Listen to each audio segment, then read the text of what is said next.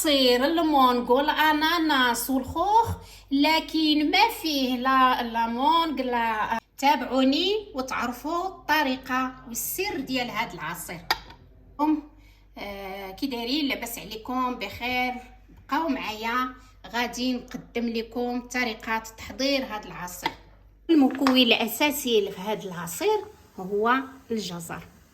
خدينا حبات الجزر، نقيناهم، بشرناهم وغسلناهم، وغادي نقطعوهم بهذه الطريقه. هذه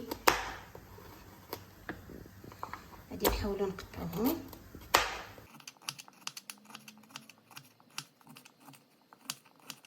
من بعد ما بشرنا على هذه الطريقه هذه، وضعت اناء فوق البوطه ودرت فيه الماء يغلي.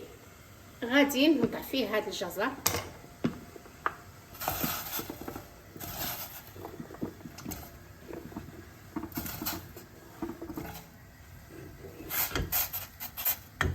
وغادي نطيب ونخليه. ها هو الخيزو ديالنا من بعد ما سلقناه حتى طاب على هذه الطريقه هذه.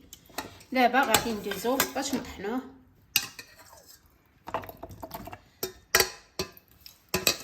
العصير البنات ما شاء الله، نتمنى ان شاء الله تجربوه. هذا الماء ديالو ها هو، ما نضيعوش، صحي.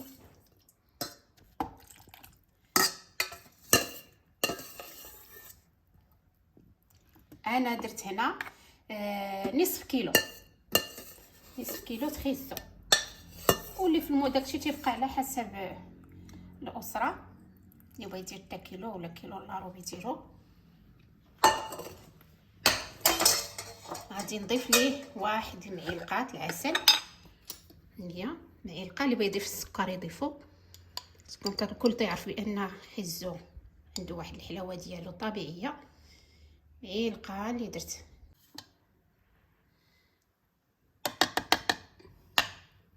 ضفنا ليه معلقه العسل، ودابا غندوزو طحين. ما طحناه مزيان تيجي على هذا الشكل هكا. دابا عقد شويه، غادي نزيدوه تقريبا نصف كاس الماء. عبروا البنات، اللي بغى يعبر بالكاس يعبر. نصف كاس الماء، والسير تيبقى في النكهه ديال هاد دانون الخوخ.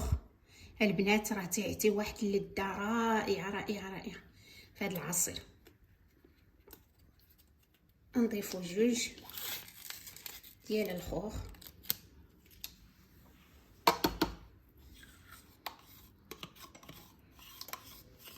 نتمنى تجربوه، راه غادي يولي معتمد عندكم البنات. وهادي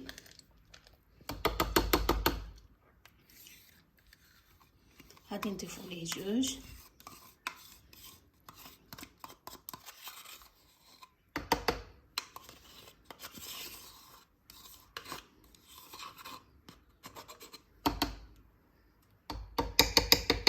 ونطحنوه ومن بعد نتلاقاو. ها هو البنات العصير كي جا رائع وغزال، وواحد اللذه وواحد الشكل روعه. ها هو العصير ديالنا البنات، رائع.